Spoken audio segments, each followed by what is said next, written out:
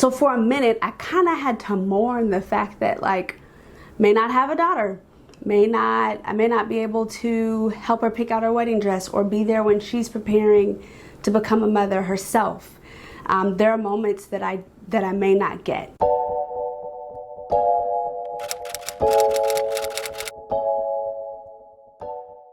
My desire is to create a space where conversations can happen around topics that are kind of taboo. My hope is to be as transparent as I can be, and today's video is on one of those taboo topics. I'm talking about gender disappointment. What is gender disappointment? It's when you're hoping and hoping and hoping that your baby's gonna be one sex, but you learn that that's not gonna be the reality. Your baby's gonna be another sex.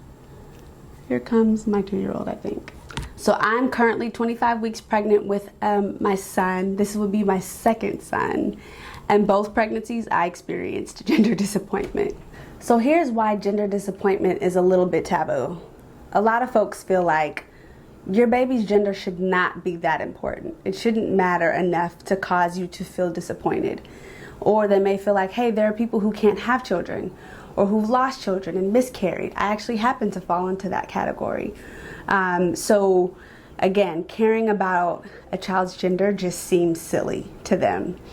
And I think those are very valid points. I think it's tragic when people deal with infertility, but I don't think we should shame people. Gender disappointment doesn't mean child disappointment. It doesn't mean you don't love your child. It doesn't mean you're disappointed in them.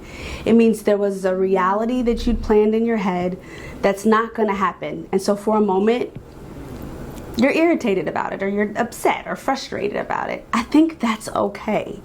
Like I said, I've dealt with this with both of my pregnancies. But let me give you context into why. I am one of two. It's me and my sister. I have no brothers. We are best friends, and we're very close to our mother. We talk every single day.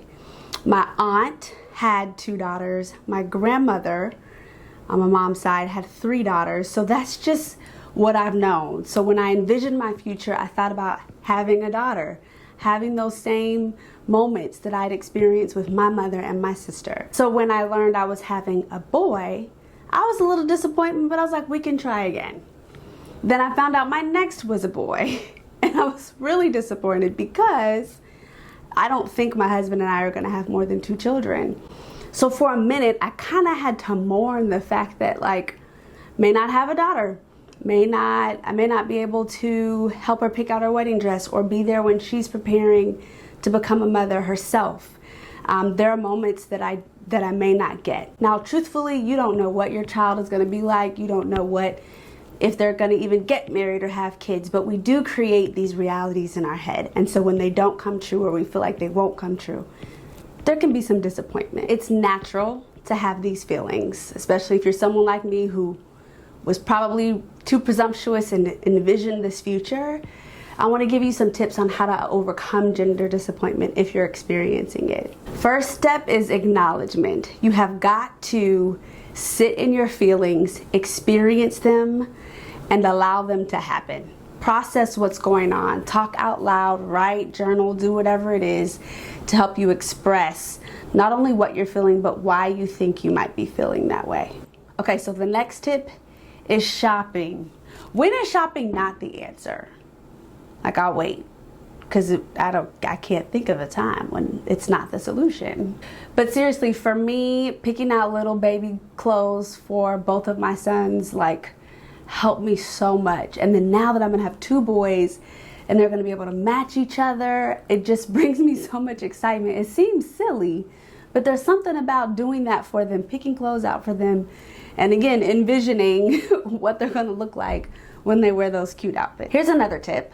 Bonding with your baby, right? So up until you start to feel your baby kick, you get ultrasounds, and that's one really great way to see them, and it makes you feel like this baby is real, like this baby's coming. And for me, ultrasounds were a great way to bond with him. But then also, when he did start to kick me, I absolutely loved it. It was such a glorious feeling. There's nothing like it, even when it's painful, like when he'll kick you in your bladder.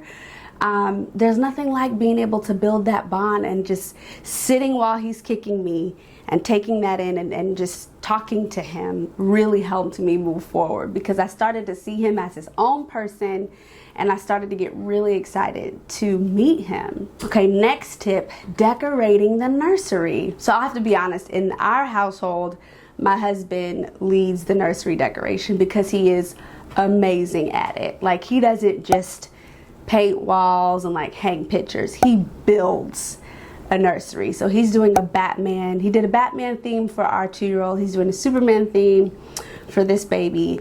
But I still get to add my mommy touches and my personal elements. And there is nothing like being able to do that for my son. I absolutely love that. The next tip is to follow other moms on social media who are in the same category as you. So for me, I followed boy moms. And even following the hashtag boy mom just showed me so many moms and how much fun they're having with their boys. And it just got me excited about that being my reality. So check out the hashtag, see if there's people who you might like. My last tip is to give yourself grace. Again, it's okay to experience how you're feeling. You just can't stay there. You gotta move forward. And if you find that it's getting really bad, maybe talk to somebody. I am such a huge advocate for therapy. Find somebody who you can discuss your feelings with and process them with. Here's the thing, when I held my first son, Carson, my life literally changed in that moment. It sounds cliche, but it's so true. He is the best, and there's no little girl you could give me that I would ever want to replace him with. He's perfect, and I cannot imagine our lives without him. I know the same is going to be true when I meet our next little prince. So have you dealt with gender disappointment, or maybe someone you know? Leave some insight into that experience in the comment section, because I'd love to hear from you. Maybe you think gender disappointment is stupid. I want to hear from you too. Share your thoughts. Thank you so much for watching, and until next time, peace.